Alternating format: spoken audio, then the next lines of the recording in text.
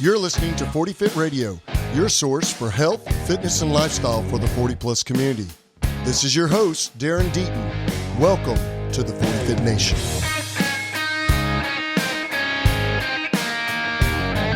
Hey, welcome back to the 40 Fit Radio podcast, and welcome back to the 40 Fit Nation. I'm one of your hosts, Coach D, and we also have Coach Trent in the house. That's me, Coach T. Coach T, and we are back with another short podcast, just kind of a little snippet. And we want to talk about the concepts of all or none programming, lifestyle, or fitness, or health, or anything all or none. And so what we've been kind of conversing about here offline too is the fact that humans generally look at things in an all or none type perspective. Push all the chips in. Yes, exactly. I'm all in. Or I'm extremely conservative, or I'm extremely liberal. Put it all on black. Or yes, it's very bipolar. It's the top end to the bottom end. Yeah. And what we've been kind of experiencing, what I've been experiencing myself as a trainee, and what I've also found over the years, and it just continues to drive this point home in my mind. And I think this is one of our strong points as a podcast. I think this is one of our strong points as coaches, as an intelligent source of information for the population, is that I'm not looking for the newest hack. I'm not looking for the newest biohack. Everything is sold in the fitness and health industry by the next biggest thing. This is the next thing. And again, that is, if you are looking for the next big thing, if you are looking for the next best biohack, or if you're looking for the ultimate programming, yes, 2000. Yes, this is the answer. Yeah, right here. This is the answer, capital A. Right. Answer. Then you're not really the audience that we're looking for, because that is all or none thinking. Yeah. And the more that I train older clients, and I have several examples we could talk about today, but the more I train older clients, the more I train myself, the more I realize that this is a constant balance between give and take. It is a constant balance between give and take. And at the end of the day, the ultimate goal should be for most trainees that listen to this podcast, that they want to live their maximum genetic potential in health, fitness, and lifestyle. Those three things combined. Right. Not just fitness, not just health alone, because I think you can live your MGP in health a little bit easier maximally than you can the other two, and then also lifestyle. And so you want to try to balance those three elements so that you're living the best you possibly can for the time that you have on this big ball of carbon. Absolutely. Yeah, we've had a lot of conversations with gym clients recently, and we have each of us, we have at least a dozen clients who have been training for a few years now. Yeah, several years. And they've got a lot of experience. They've got a lot of time underneath the barbell. They've got a lot of time doing conditioning and various other accessory movements that we do here in the gym. And for most of those clients, their days of PRs aren't necessarily behind them, but the PRs are few and far between. Sure. They're not hitting big numbers or low numbers on the rower anymore. It's a different type of PR too. And we might be focusing on different PRs. That's right, yeah. Not just load on the bar. Performance PRs, where it's like weight on the bar, or it's like hitting a lower time on the rower, or whatever it is. They're just not happening much anymore.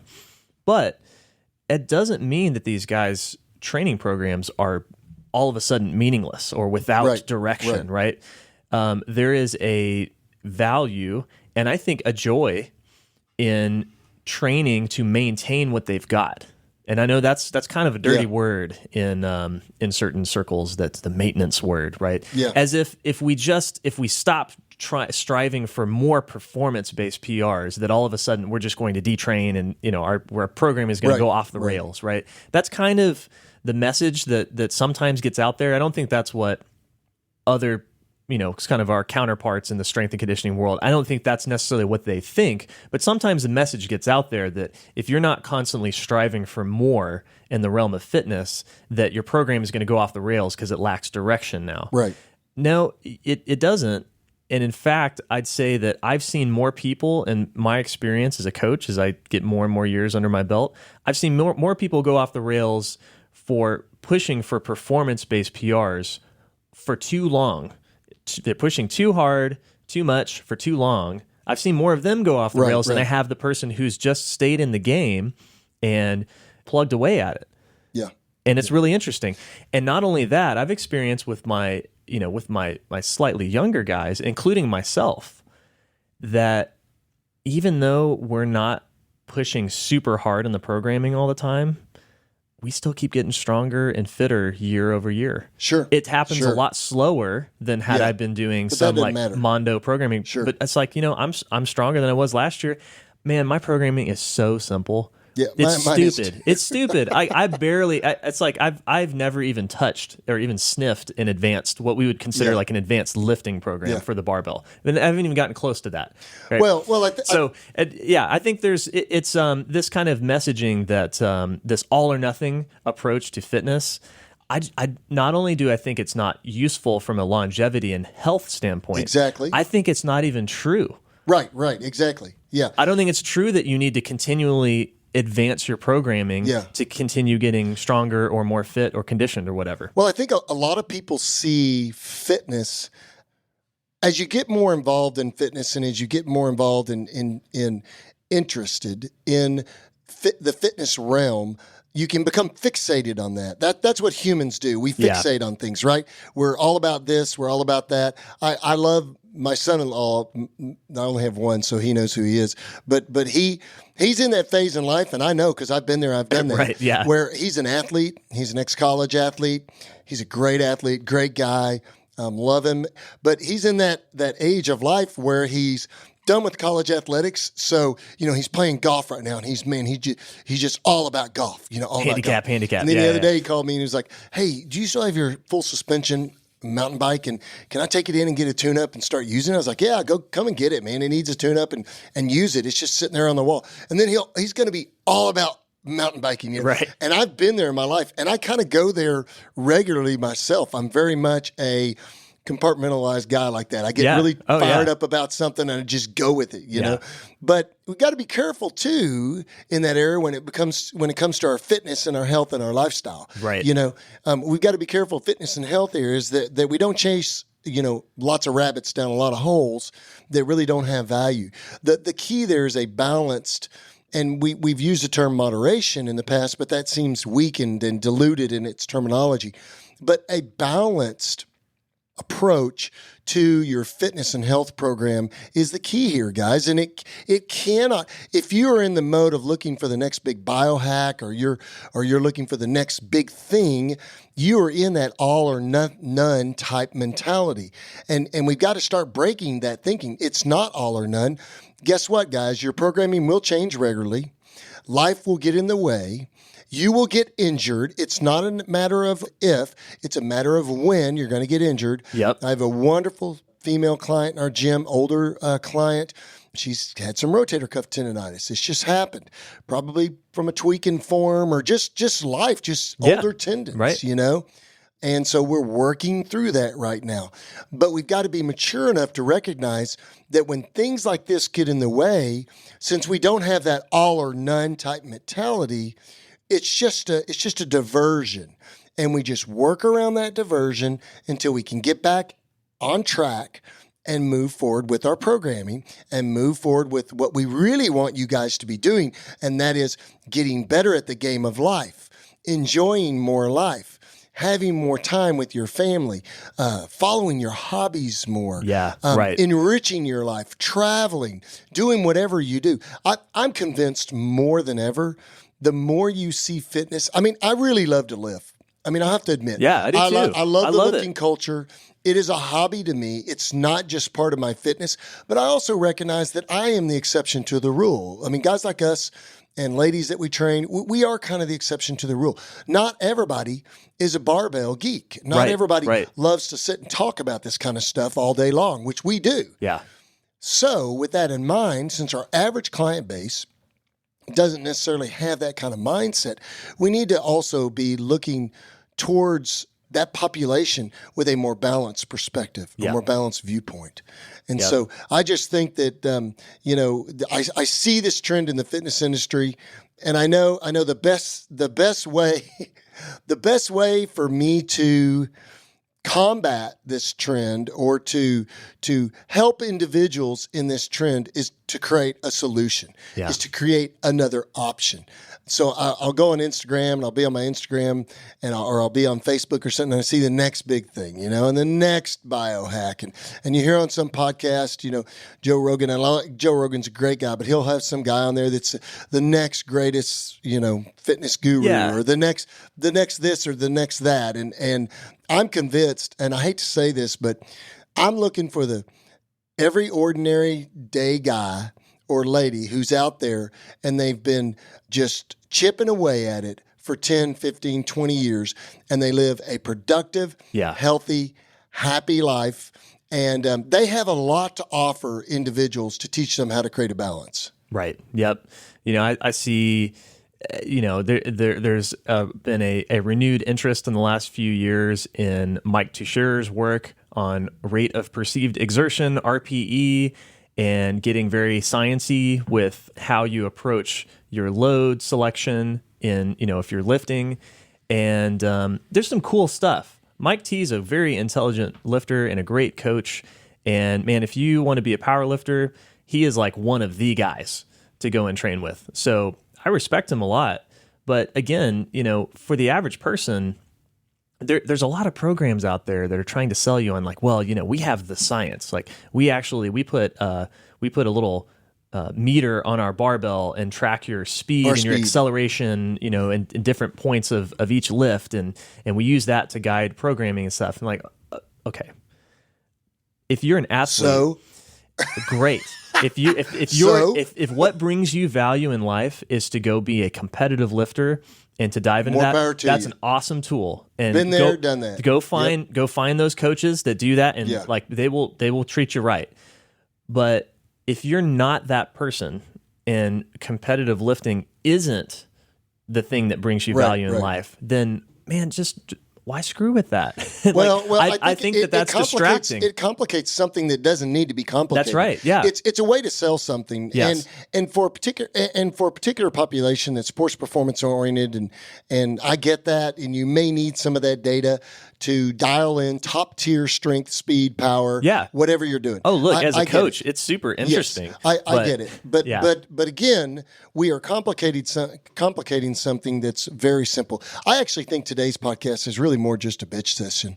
It's really just us talking about the fact that, this concept of all or none is just annoying. Yeah. And I'll give you a good example. I was in a continuing education seminar this last week, and when I walked into this facility, it's a very large facility in the North Dallas area. It's actually part of a children's hospital system, but it's their sports performance facility. Okay. This place was massive. It had half of a AstroTurf professional football field. It had every piece of equipment known to man in it for their physical rehabilitation department. That's why I was there. I was there for a course. It was called differential diagnosis, but it was a high-level course, a 3-day course. So I'm looking at this facility. I'm looking at all this complexity, all this bling, and all this show, and that's really all it is. At the end of the day, I can train that young client with some basic barbell lifts, some basic speed work and agility work in a facility that's a tiny little facility in someone's backyard or a local football field or a track or something, and get better results and not have all that show. And we live in a world of show and go. Yeah. We live in a world of complicate. I always say complicate to validate. Mm-hmm. You got to complicate it to validate it. And I see it in our industry. I see it in the physical therapy industry. It nauseates me because I'm stronger than 90% of the PTs that are out there. They're half my age. Right. And they're using the next best thing. the next biggest thing. You know, my 54th birthday will be Sunday, and I'll do a backflip on Sunday. Yeah. Every year, I'm looking forward to it. Yeah, I'll video that bad boy. Hopefully I don't land on my neck this year, another year I think around the sun. I think you kind of under-rotated a little bit the last couple of years, so when you get that. Well, what are you talking about? You're kidding me, man. I mean, it's sky high. But I think that, again, I'm just kind of griping about stuff. But the reason why we wanted to have this conversation is because we see this trend in our population, our client base. Sometimes people are looking for the next piece of technology or the next piece of this or that. And I love advances in our industry. I definitely love advances in my health industry, in the health industry, and as being a doctor of PT. And I think it's good. I think it's good for us, but I think we have to be careful in the fact that we don't throw away the basics. We don't throw away the basics, and that is daily habits. That is getting your lifts done, right. Maintaining your strength base. We've always said, and we will always say, this will not change unless science can prove otherwise. And I mean good science with big studies and lots of cohorts and lots of samples, that maintaining your strength base with the big compound lifts is the linchpin. It is the keystone. It is the cornerstone of your fitness program. Now, beyond that, I think there's a lot else out there that we ought to be doing. Yeah.